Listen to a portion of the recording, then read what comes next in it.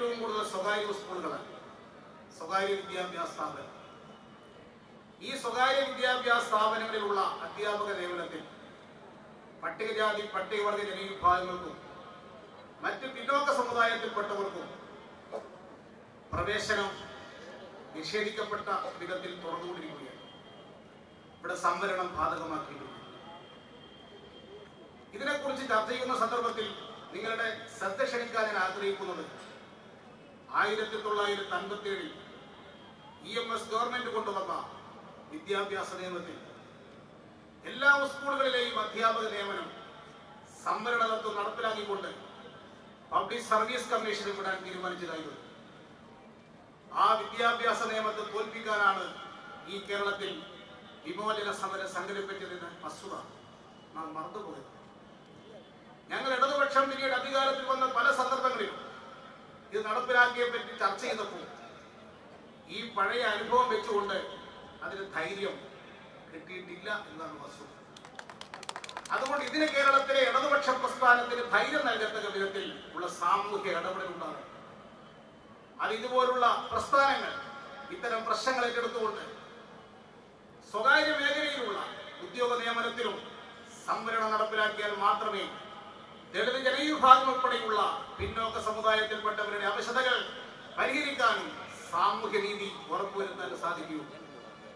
അതിനുവേണ്ടിയുള്ള പോരാട്ടമാണ് നമ്മുടെ രാജ്യത്ത് ഉയർന്നു വേണ്ടത്.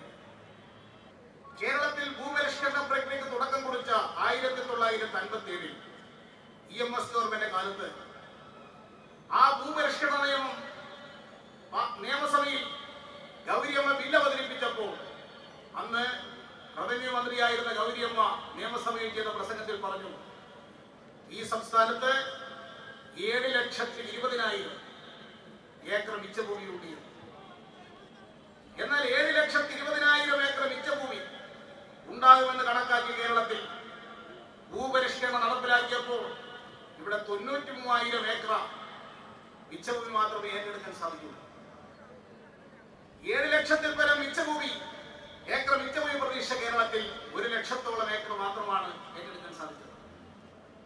ഈ മിച്ചഭൂമി ഏറ്റെടുത്തുകൊണ്ട് ഇതിൽ 25% പട്ടികജാതി ജനവിഭാഗത്തിന് കൊടുക്കണം എന്ന ഉദ്ദേശത്തോടു കൂടി കൊണ്ടുവന്ന ആ ഭൂപരിഷ്കരണ നടപടികളെ ഈ സംസ്ഥാനത്ത് പിന്നീട് തുരങ്കം വെച്ചു എന്നത് ഇവിടെ രാഷ്ട്രീയ രംഗത്ത് വന്ന മാറ്റം മറിച്ചിലിന്റെ ഫലമായി സംഭവിച്ച ഏറ്റവും വലിയ ദുരവസ്ഥയാണ്. ഇതിന്റെ ഫലമായിട്ടാണ് പട്ടികജാതി പട്ടികവർഗ ജനവിഭാഗങ്ങൾക്ക് ഭൂപരിഷ്കരണത്തിന്റെ നേട്ടം ലഭ്യമാക്കാതെ പോയിട്ടുള്ളത്. ഈ വസ്തുതകൾ കണക്കിലെടുത്തുകൊണ്ട് എല്ലാവർക്കും ഭൂമി, എല്ലാവർക്കും കിടപ്പാടം എന്ന ലക്ഷ്യത്തിലെത്തുന്നതിന് വേണ്ടിയുള്ള ചില നടപടികൾ കഴിഞ്ഞ LDF ഗവൺമെന്റ് കാലത്ത് തുടക്കം കുറിച്ചിരുന്നു. ഇത്തരം പ്രശ്നങ്ങൾക്ക് വേണ്ടി ഉള്ള പോരാട്ടം തുടർന്നും നടത്തിക്കൊണ്ട് മാത്രമേ അവശ ജനവിഭാഗങ്ങളുടെ പ്രശ്നങ്ങൾക്ക് നമുക്ക് പരിഹാരം കാണാൻ സാധിക്കൂ.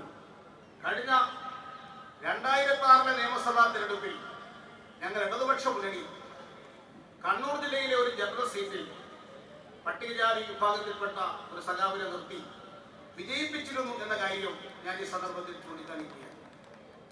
മുമ്പ് കോൺഗ്രസും ഒരിക്കൽ 1980 ആന്റണി കോൺഗ്രസ് ഇടതുപക്ഷ മുന്നണിയുടെ ഭാഗമായി പ്രവർത്തിക്കുന്ന കാലത്ത് അന്ന് കണ്ണൂർ പാർലമെന്റ് സീറ്റിൽ കെ കുഞ്ഞമ്പുവിനെ ജനറൽ സീറ്റിൽ സ്ഥാനാർത്ഥിയാക്കി നിർത്തിക്കൊണ്ട് മത്സരിപ്പിച്ച് ഞങ്ങളെല്ലാം കൂടി അദ്ദേഹത്തെ വിജയിപ്പിച്ച കാര്യവും ഞാൻ ഈ സന്ദർഭത്തിൽ ഓർക്കുകയാണ്.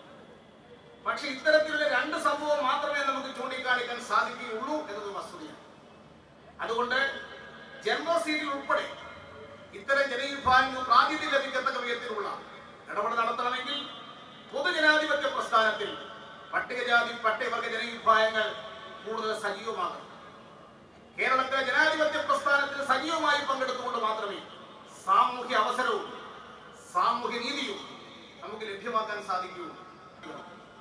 നിങ്ങളുടെ പ്രത്യേകമായ അവശതകൾക്ക് വേണ്ടിയുള്ള പോരാട്ടം നടത്തുമ്പോൾ തന്നെ സാമൂഹ്യ പ്രശ്നങ്ങളും കേരളത്തിലെ പൊതു പ്രശ്നങ്ങളും എല്ലാവരെയും ബാധിക്കും. പട്ടികജാതി ജനവിഭാഗങ്ങളിൽ ഉള്ള പിന്നോക്കാവസ്ഥ എന്താണെന്ന് മനസ്സിലാക്കാൻ ഒരു കാര്യം മാത്രം നിങ്ങൾ നോക്കിയാൽ മതി. കേരളത്തിലെ വ്യവസായികളിൽ ഒറ്റ പട്ടികജാതിക്കാരുണ്ടോ? കേരളത്തിലെ വാണിജ്യ പ്രമുഖന്മാരിൽ ഏതെങ്കിലും ഒരു പട്ടിക പട്ടികജാതിക്കാരനുണ്ടോ? അപ്പോൾ കുറെ മേഖലയിൽ പട്ടികജാതി പട്ടികവർഗ ജനവിഭാഗങ്ങൾ മുന്നോട്ട് വന്നിട്ടുണ്ടെങ്കിൽ ഇത്തരത്തിലുള്ള സമ്പത്തിന്റെ കേന്ദ്രീകരണത്തിന്റെ മേഖല ഇപ്പോഴും ചില ശക്തികൾ കൈയടക്കി വെച്ചിരിക്കുകയാണ്. സാമൂഹ്യമായ വിവേചനം ഇവിടെ ഇല്ലാതായിട്ടുണ്ടെങ്കിലും സാമ്പത്തികമായ ഉച്ചനീചത്വം ഇവിടെ തുടർന്നുകൊണ്ടിരിക്കുകയാണ്. ഇത് മാറ്റിയെടുക്കുന്നതിന് വേണ്ടിയുള്ള പോരാട്ടത്തിൽ എത്രത്തോളം നമുക്ക് മുന്നോട്ട് പോകാൻ സാധിക്കും, അത്തരം കാര്യങ്ങളെ കുറിച്ച് കൂടി KPMS ഗൗരവമായി ചിന്തിക്കണം എന്ന് ചൂണ്ടിക്കാണിച്ചുകൊണ്ട് ഈ സമ്മേളനത്തെ അഭിവാദ്യം ചെയ്തുകൊണ്ട് ഞാൻ എന്റെ വാക്കുകൾ നിർത്തുന്നു. എനിക്ക് അഭിവാദനങ്ങൾ.